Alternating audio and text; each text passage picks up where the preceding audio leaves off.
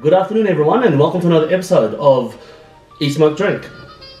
I am reviewing today the Scotch Malt Whisky Society, aka SMWS bottling 85.50.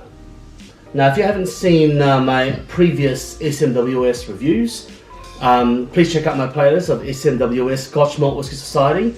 They put serial numbers and the 85 stands for the distillery, and the next set of numbers is the iteration of that particular bottling they've got. So 85 is the Glen Elgin. It is a 12-year-old Glen Elgin at 56% alcohol. So it's quite a beast. This one has come from a refill hogshead ex-bourbon. Glen Elgin, I've reviewed Glen Elgins before.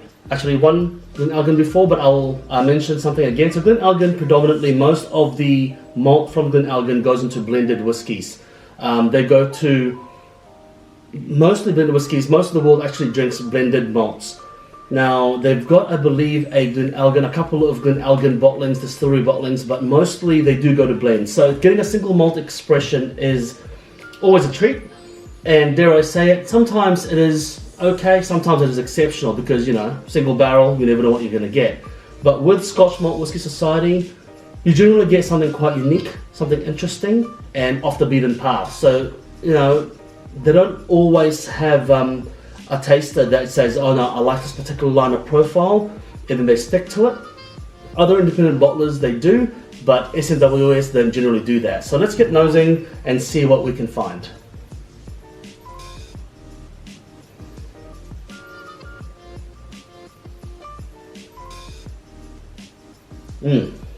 Now, before I forget, I'm going to put the drops of water in the other sample. I'm getting a green capsicum, a fresh green capsicum. The irony is, in the bottle it says jalapeno. I'm not getting jalapeno, I'm getting green capsicum.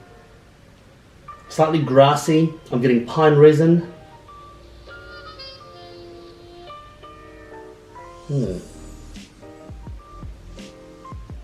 It smells very rich.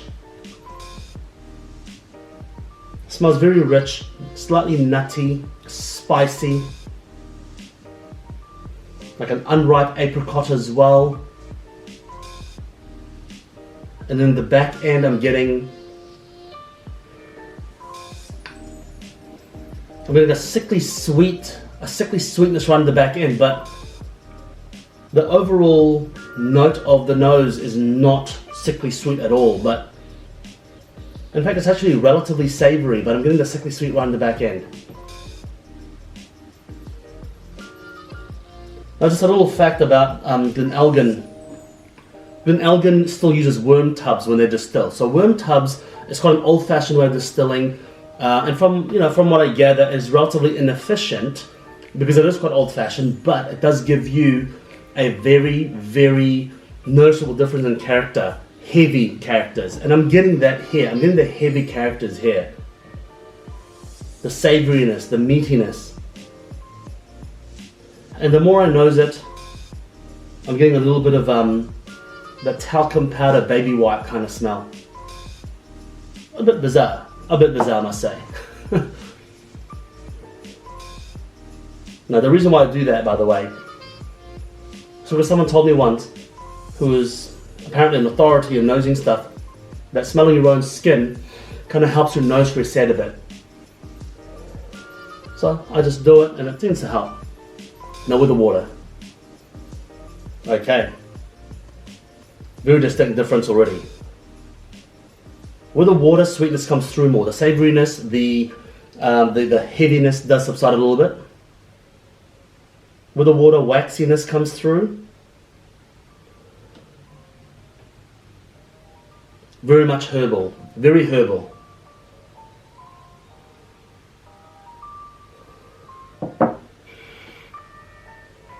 Actually, the herbal is in both. I get more white pepper, more vanilla, coconut, and I'm talking like a coconut syrup, like boiling coconut in the sugar syrup, I'm getting a little bit on this.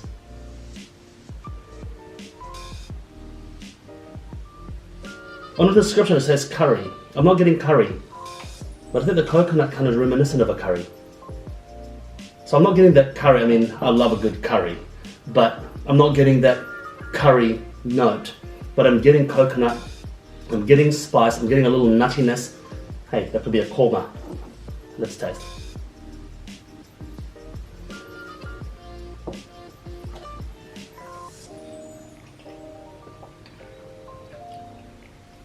Whoa, that is potent. That is potent.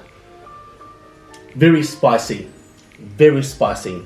Now I'm getting that jalapeno. And it's not the alcohol burn. It's not the alcohol burn that's potent. 56%, it's high, but not as high as some others. It is spicy as hell. The jalapeno is definitely coming through. It's like you know, you get those canned jalapenos that you get in the supermarket and you just take one and it's like, you know, at first it's like, oh yeah, it's just pepper, and then you suddenly get that burn.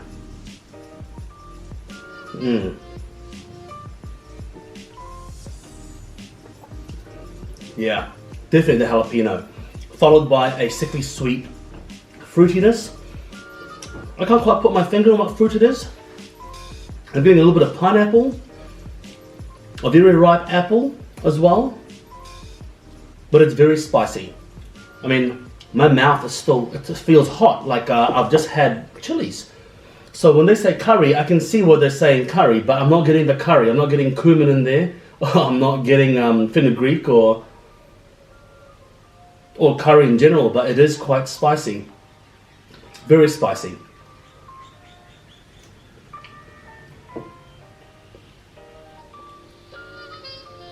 So this is what's polarizing about the SMWS, because it is potent. Even if you get a particular bottling that isn't heavily potent, like in terms of the spice, and generally speaking the flavors are completely uncontrolled, they're just raw, they're raw.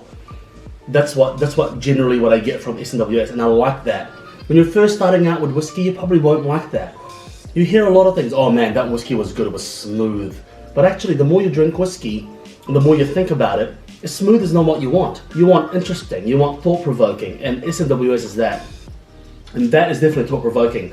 But right now, without water, all I'm getting is hot chili, the spice with a little bit of sweetness. Not much else.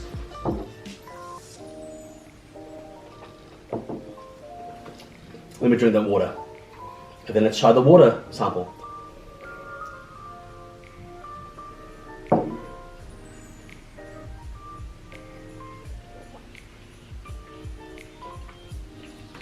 Okay.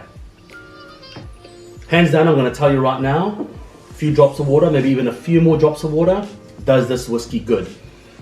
I'll tell you why.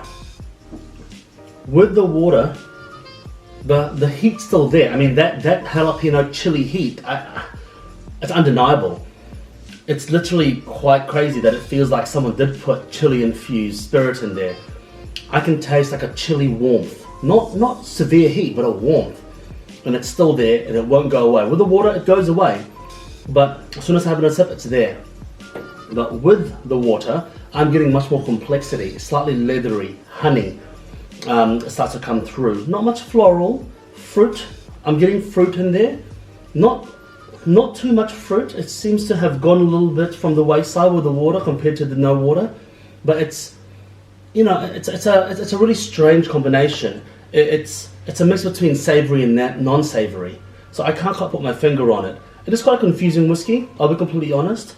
And I mean confusing in a good way, because it makes you think of what you're drinking. It's not your typical Glen Elgin, definitely. I've never had a Glen Elgin like this, never. This is the first Glen Elgin I've had where I went, wow, that is not even very Glen Elgin-esque.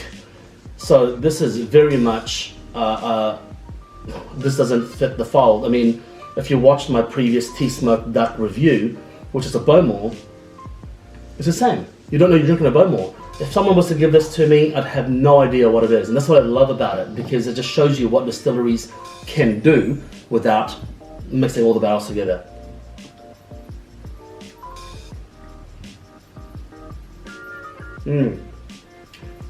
I'm getting pine needles, pine resin. You know when you play with pine cones and you get that pine resin, I'm getting that. But to be completely frank, the main note of this is that jalapeno. It overwhelms. It overwhelms. I mean, you taste something a little bit, and the jalapeno just comes on. The heat just builds. The heat's building. So yeah, look, it's been very interesting actually reviewing this one. I love Glen Elgins. As much as I love their Ethals, I've had a fixation with Glen Elgins now as well. But this one here is no Glen Elgin like I've ever had. Would I recommend this bottle? You damn right I would, because it's not a bottle that I would sit on all night. I'd probably have a dram or two and then move on to something a bit lighter, or maybe it's something peated. In terms of cigar pairings, because of the spice, I would say I would go for a sweet Maduro, like a double Maduro that's very sweet, or a light Cuban, because the heat and the spice on this will be too much with a peppery cigar unless you really like that stuff. So I would say go for a sweet, smoky, oily cigar with this. It'll be a nice pairing. Would I get this again? Yes, it's not too expensive. I mean, it's about $130 for a 12-year-old single barrel, and it's a hell of an experience, and I can guarantee you're not going to have an experience like this again. You know, it's nothing like any Glen Elgins I've ever had. So thank you for joining me today, and if you like my videos, please click subscribe and give me the thumbs up. Any questions, any feedback actually about this, please let me know.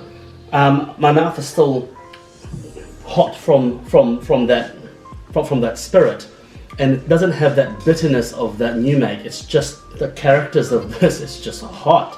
So that's a really interesting one. But yeah, see you again till next time.